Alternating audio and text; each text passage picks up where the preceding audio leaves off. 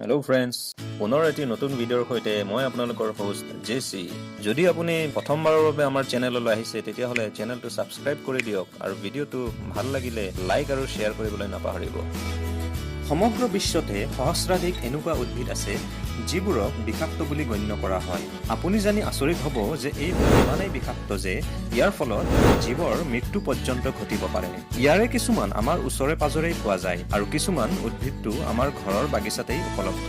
বহু ক্ষেত্ৰত এইবোৰ উদ্ভিদ আমি বিভিন্ন ৰোগৰ ঔষধ হিচাপে অথবা সৌন্দৰ্যবৰ্ধক হিচাপে ব্যৱহাৰ কৰোঁ।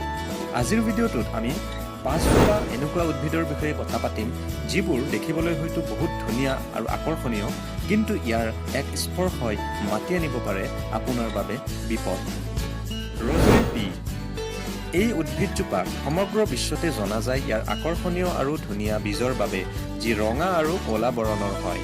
ইয়াৰ ব্যৱহাৰ পৃথিৱীৰ বিভিন্ন স্থানত অলংকাৰ আভূষণ তৈয়াৰ কৰিবলৈ কৰা হয়, কিন্তু লক্ষণীয় কথাটো হ'ল যে এই বীজ দেখিবলৈ যিমান আকৰ্ষণীয় সিমান পৰিমাণে ঘাতকো। এই বীজত এব্ৰাইন নামৰ অতি বিষাক্ত দ্ৰব্য এবিধ পোৱা যায়। ভুলবশতঃ যদি আপুনি এই বীজ ভক্ষণ কৰে তেন্তে ইয়াৰ পৰিণাম অতি ভয়ংকৰ হ'ব পাৰে, আপোনাৰ মৃত্যুও হ'ব পাৰে। সমগ্ৰ বিশ্বত এনেকুৱা বিভিন্ন ঘটনা পোহৰলৈ আহিছে যে বহুতো ব্যক্তি এই বীজ খোৱাৰ ফলত হয়তো মৃত্যুমুখত পৰিছে অথবা চিকিৎসালয়ত ভৰ্তি হৈছে। ইয়াৰে ভিতৰত সৰহসংখ্যক লোক এই বীজেৰে অলংকাৰ প্ৰস্তুত কৰাৰ লগত জড়িত অথবা এওঁলোকৰ পৰিয়ালৰ লোক। আচৰিত কথাটো হ'ল মৃত্যুমুখত পৰা বহু লোকে এই বীজ ভক্ষণেই কৰা নাছিল। কিবা প্ৰকাৰে তেওঁলোকে এই বীজ স্পৰ্শহে কৰিছিল মাত্ৰ, আৰু পাছত সম্ভৱতঃ হাত পৰিষ্কাৰকৈ ধোৱা নাছিল। এই গুটিৰে তৈয়াৰী অলংকাৰ পৰিধান কৰাও বহু লোক এতিয়ালৈকে মৃত্যুমুখত পৰিছে। ইয়াৰ বাবে এই অলংকাৰ পৰিধান কৰাৰ ক্ষেত্ৰত পৃথিৱীৰ বিভিন্ন দেশত নিষেধাজ্ঞা আছে। এৰা গছ আমি সকলোৱে জানো যে এৰা গছৰ গুটিৰ পৰা তেল প্ৰস্তুত কৰা হয়। বহুতো ঔষধি গুণেৰে ভৰপূৰ এই এৰা গছ, কিন্তু আপুনি জানেনে এই গছজোপা কিমান বিষাক্ত? এৰা গছৰ গুটিত আছে এবিধ মাৰাত্মক প্ৰাকৃতিক বিষ যাৰ নাম ৰাইচিন। 2টা নিমখৰ দানাৰ সমপৰিমাণৰ বিশুদ্ধ ৰাইচিন মানুহ বা আন জীৱ জন্তুৰ মৃত্যুৰ কাৰক হ'ব পাৰে।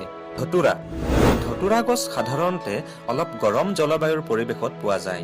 ভাৰতত গাঁৱৰ পৰিৱেশত অতি সহজেই উপলব্ধ এই গছ। গাঁৱত বাস কৰা লোকসকল এই উদ্ভিদৰ বিষ সম্পৰ্কে ভালদৰে জ্ঞাত। এই উদ্ভিদৰ কেৱল ফলেই বিষাক্ত নহয়, সমগ্ৰ গছডালেই বিষাক্ত। ইয়াত পোৱা বিষাক্ত দ্ৰব্যবোৰ হ'ল স্কপোলামাইন আৰু এট্ৰপাইন। বহু ক্ষেত্ৰত শিশু এই গছৰ ধুনীয়া গুটিৰ প্ৰতি আকৰ্ষিত হৈ ভক্ষণ কৰাও দেখা যায়, যাৰ ফলত তেওঁলোক চিকিৎসালয়ত ভৰ্তি হ'ব লগা হৈছে অথবা মৃত্যু মুখতো পৰিছে। নিচাসক্ত ব্যক্তিয়ে এই গুটি ভক্ষণ কৰি হিতাহিত জ্ঞান হেৰুৱাই পাগলৰ দৰে আচৰণ কৰাও দেখা যায়। আকন গছ এই গছডাল ইমানেই বিষাক্ত যে গৰু ছাগলীয়েও ইয়াক ভক্ষণ নকৰে। হিন্দু ধৰ্ম মতে এই গছডালৰ মহত্ব বহুত, তথাপিও এই গছ ঘৰৰ চৌহদত ৰোপণ কৰা নহয়। এই গছত পোৱা বিষাক্ত উপক্ষাৰবিধ হ'ল কেলটক্সিন। এই গছৰ পৰা নিৰ্গত হোৱা ৰস বা আঠা যদি মানুহৰ চকুত পৰে তেন্তে মানুহজন অন্ধ পৰ্যন্তও হৈ যাব পাৰে। হালধীয়া কৰবিও অতি বিপজ্জনক গছ। ইয়াত পোৱা বিষাক্ত দ্ৰব্যবিধ হ'ল থিবেটিন। ইয়াৰ আকৰ্ষণীয় ফুলৰ বাবে ইয়াক সৌন্দৰ্যবৰ্ধক ফুলৰ গছ হিচাপে প্ৰায়বোৰ বাগিচাতেই দেখা যায়, কিন্তু ইয়াৰ গুটি অতি মাৰাত্মক, অতিকৈ বিষাক্ত। এই গুটি ভক্ষণ কৰিলে মানুহ বা আন জীৱ জন্তু মৃত্যুমুখত পৰিব পাৰে। গতিকে বন্ধুসকল, এই বিষাক্ত উদ্ভিদবোৰৰ পৰা আপোনাৰ শিশুটোক আৰু পোহনীয়া জীৱ জন্তুবোৰক আঁতৰত ৰাখক, যাতে তেওঁলোকৰ জীৱন সুৰক্ষিত থাকে। আপোনালোকেও যদি আন বিষাক্ত গছৰ নাম জানে তেন্তে কমেণ্ট বক্সত লিখক। আশা কৰিছোঁ আজিৰ ভিডিঅ'টো আপোনালোকে ভাল পাইছে।